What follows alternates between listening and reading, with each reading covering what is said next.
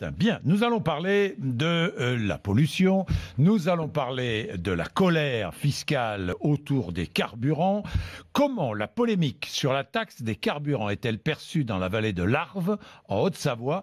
C'est l'un des endroits, cette vallée, les plus pollués de France, Jean-Baptiste Bourgeon. Oui, c'est ce qu'a déclaré l'ancien ministre de l'écologie, Nicolas Hulot, en septembre de l'année dernière. En 2015, on y a enregistré 44 jours de pic de pollution aux particules fines. C'est un record.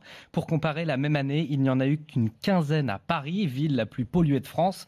La raison principale est qu'au bout de la vallée de l'Arve, il y a le tunnel du Mont-Blanc où passent chaque jour 2500 camions qui vont de France en Italie ou d'Italie en France. Cette pollution serait responsable de beaucoup d'asthme et de bronchiolite chez les enfants et de 80 décès prématurés rien que dans la vallée. Elle est si belle, cette vallée de l'Arve. Quand vous quittez Annemasse, que vous allez vers le Mont-Blanc, que vous passez par Cluse, puis Sallanches, elle est si belle cette vallée, mais très polluée. Le docteur Frédéric Champly est médecin urgentiste à Sallanches, donc dans la vallée de l'Arve.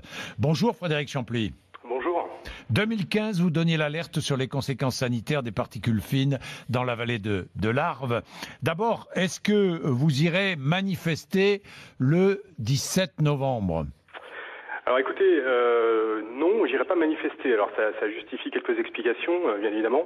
Mais oui. Non, je ferai pas partie des gens qui iront manifester parce que je pense que le débat devrait un peu s'élargir et devrait porter sur le prix de l'énergie, parce que c'est de ça qu'on parle. On parle de l'énergie, on parle de ressources qui sont non renouvelables.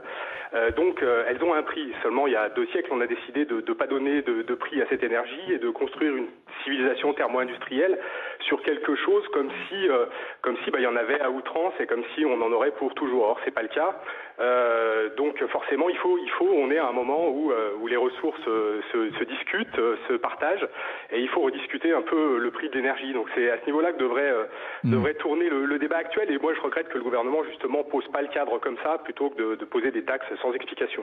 Oui, mais vous n'irez pas manifester parce que pour vous la taxe c'est pas la principale question. On est bien d'accord. La principale question c'est la pollution, docteur Champly. Alors où est-ce que vous en êtes dans la vallée de l'Arve? Parce que je me souviens des taux très très élevés, 80 morts prématurés dans votre seule vallée, disiez-vous. Alors depuis 2015, rien n'a bougé dans la vallée. Tous les plans contre la pollution déployés sont assez anecdotiques. Où est-ce qu'on en est aujourd'hui ? On en est au niveau local comme on en est au niveau national. Il n'y a pas de politique environnementale conséquente. Donc non, il se passe rien chez nous. Alors on a bénéficié de 2 hivers un peu cléments en termes de météo, ce qui fait que la pollution n'a pas été, pour des raisons météo, ce qu'elle était il y a 2 ou 3 ans.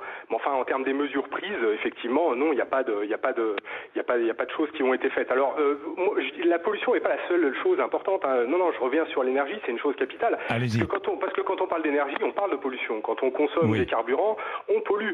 Donc réduire les émissions, c'est réduire la pollution. Donc tout est lié, et je pense que c'est aussi ça. Il faut discuter dans la globalité des choses. Moi, personnellement, je suis absolument contre une taxe sur les poids lourds.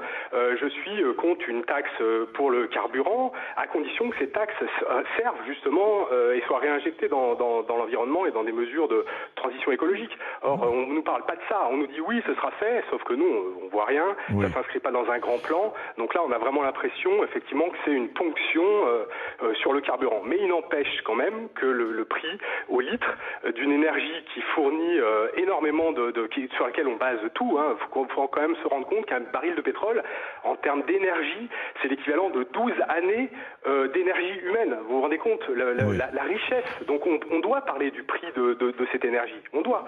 Et 1,50 € le litre d'essence, au vu de ce qui nous attend pour le futur, à savoir qu'on en a quasiment plus, bien évidemment que c'est insuffisant. Donc c'est pour ça que je ne vais pas manifester. Je pense qu'il faut qu'on change nos habitudes.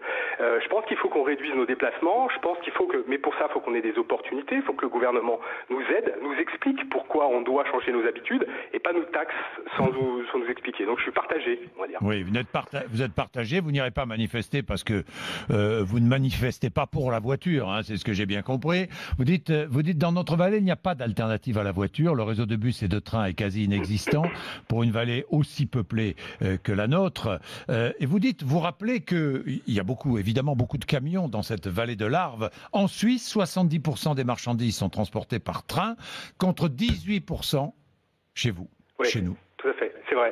Et on a la possibilité de mettre les camions sur les trains. On a des infrastructures qui existent et on le fait pas. On a une infrastructure qui nous permettrait de mettre 1 million de camions sur le rail chaque année et désengorger toutes les vallées alpines. 1 million de camions, on en met 30 000. Donc il n'y a pas de volonté de faire du ferroutage. On avait parlé de ça avec la ministre du Transport. Aucune volonté de faire du ferroutage. Vous entendez des grandes mesures de ferroutage? Oui, le seul ferroutage dont on entend parler, c'est le Lyon-Turin qu'il faudrait construire. C'est une aberration. On n'a pas besoin du Lyon-Turin pour mettre des camions sur le rail. On a tout ce qu'il faut. Le Lyon-Turin, c'est 30 milliards d'euros d'investissement.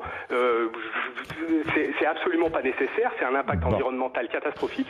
Donc, faisons ce qu'on peut faire. Mais il y a aucune volonté. Frédéric Champlé, on va prendre Françoise avec nous.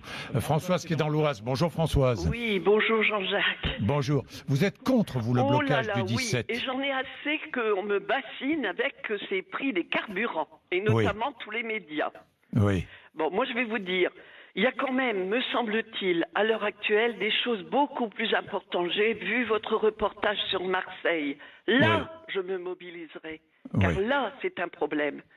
Je donnais des chiffres à propos de Marseille. 40 000 logements indignes, 100 000 personnes concernées, rien que pour la ville de Marseille. Mais là, ça laisse les gens indifférents. Quand j'entends certains qui me disent « à la fin du mois, je peux plus aller au restaurant, je peux plus aller au cinéma », non mais dans quel monde vit-on? Quand il y a des gens qui couchent dehors, quand il y a des gens qui ne mangent pas, et là, on se plaint. Voilà.